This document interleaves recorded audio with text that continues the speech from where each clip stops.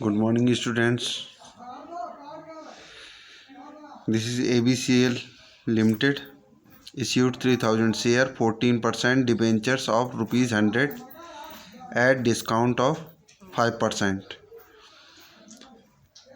1st April 2012. Interest on these December is payable annually 31st March each year. Debentures are redeemable at par in 3 equal installments at the end of 3rd year, 4th year and 5th year. Prepare 14% debenture account. Discount on issue of debenture account and debenture interest account in the book of company. अब ये redeemable at par हैं और discount पे issue किए गए हैं, 5% discount पे issue किए गए हैं। ठीक है,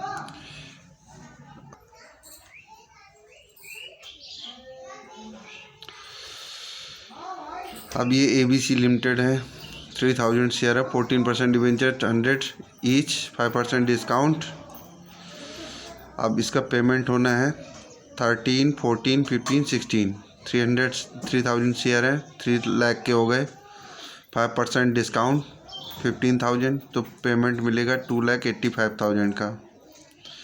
अब पेमेंट करना है 3 लाख का, 3 लाख का पेमेंट करना है और वो भी 3 इक्वल इंस्टॉलमेंट में,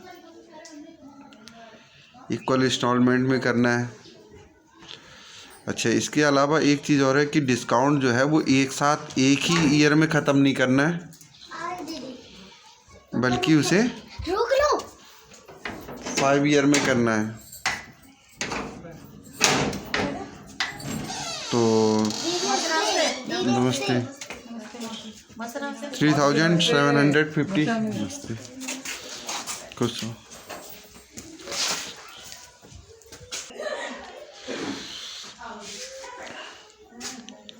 इसे डिस्ट्रीब्यूट करके करना है। तो 3/12 करेंगे 15,000 का, तो 3750 आएगा। फिर 3 साल तक जो है 3750 है। फिर जब पेमेंट कर देंगे तब कम होने लग जाएगा। ठीक है, चलो आगे करते हैं, फिर देखते हैं।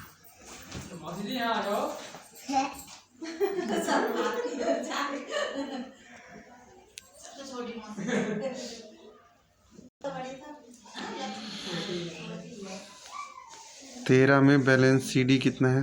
3 लाख का। अब फिर ये है डिवेंचर एप्लीकेशन से आया था मनी, तो 2,85,000 आया था। डिस्काउंट ऑन इश्यू 1 लाख, ये 15,000 हुआ डिस्काउंट, तो 3 लाख का हो गया, 3 लाख का बैलेंस हो गया।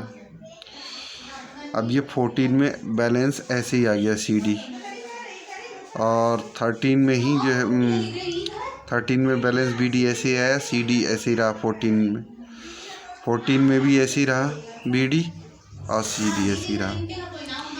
लेकिन ये 3rd ईयर यानी कि 15 में पेमेंट किया, तो पेमेंट किया कितना? 1 लाख का किया। 3 के इंस्टॉलमेंट में पेमेंट करना है, तो 1 लाख का पेमेंट किया, तो बचा 2 लाख। अब 2 लाख बैलेंस BD गया 15 में गया बैलेंस BD, तो 2 लाख। अब 16 में यानी मार्च 16 में जो है 1 लाख का पेमेंट किया बैंक से, तो 1 लाख का बैलेंस बचा 1 लाख का बैलेंस बचा, तो वो 16 में ही 1 अप्रैल को बैलेंस BD हो गया। लेकिन 17 में बैंक से पेमेंट कर दिया, उसका क्लियर कर दिया। ये बैंक है, बैंक।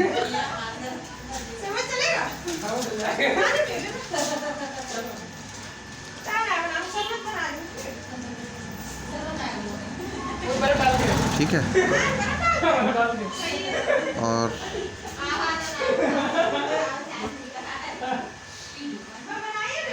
ये CD है, तो अगले साल बीडी हो गया, अगले साल उसका बैंक से पेमेंट कर दिया, पूरा ये नील हो गया डिबेंचर का। ठीक है।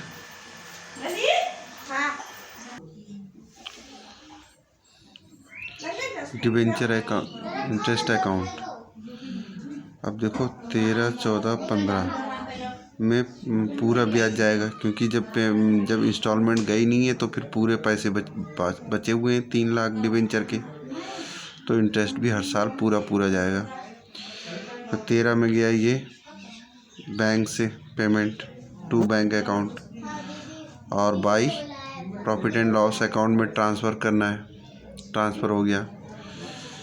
फिर ये 14 में भी 42,000, फिर ये 42,000 का प्रॉफिट एंड लॉस में ट्रांसफ़र हो गया। फिर 15 में पेमेंट हो गया 42,000 का, और P&L में ट्रांसफ़र हो गया। 16 में जो है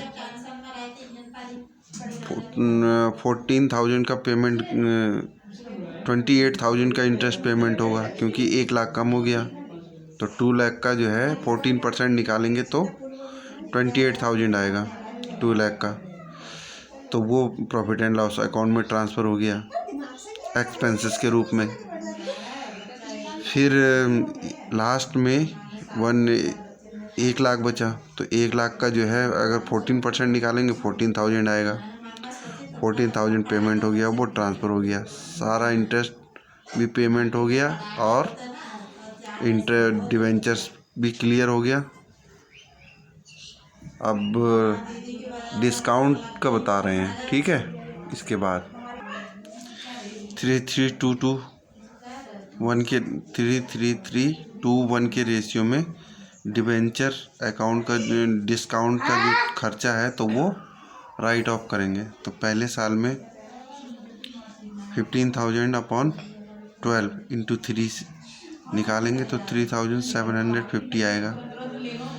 अब 15,000 में से 3750 माइनस करेंगे तो 11,250 बचेगा, वो अगले साल के लिए ले गए।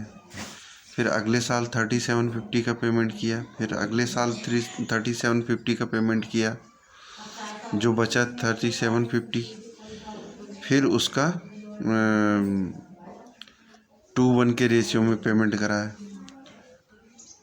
तो 15,000 इंटू 2/12 तो निकालेंगे तो वो आएगा कम, 2500 आएगा।